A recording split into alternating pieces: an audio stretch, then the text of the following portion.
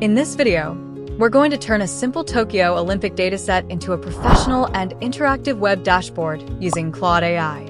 We'll start with our Olympic data, convert it into a web-friendly format, and then use a single detailed prompt to generate the dashboard. By the end, we'll have interactive charts, key performance metrics, rankings, insights, and a complete data table, all inside one HTML dashboard. Part 1. Preparing the data. Before creating the dashboard, we first need to prepare our data. Here we have the Tokyo Olympic medal dataset containing rankings, countries, gold medals, silver medals, bronze medals, and total medals. To make this data easier to use with a web dashboard, we'll first export it as a CSV file.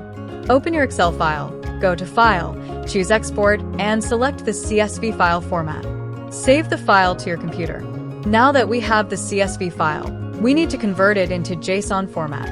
Open your browser and search for a reliable CSV to JSON converter. Upload the CSV file, convert it to JSON, and download the resulting JSON file. And see, our JSON file is here after downloading. Part 2. Creating the dashboard. We'll use Claude AI to create our dashboard. Open Claude AI and start a new conversation. Upload the JSON file that we prepared earlier. Once the prompt is ready, paste it into Claude and submit it. Claude will analyze the data structure and generate the HTML dashboard for us. After the dashboard has been generated, save or download the HTML file to your computer.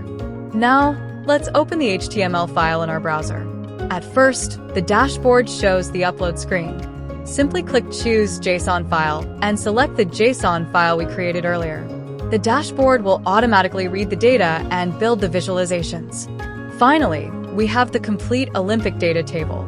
Here we can view the ranking, country name, gold medals, silver medals, bronze medals, total medals, and ranking by total.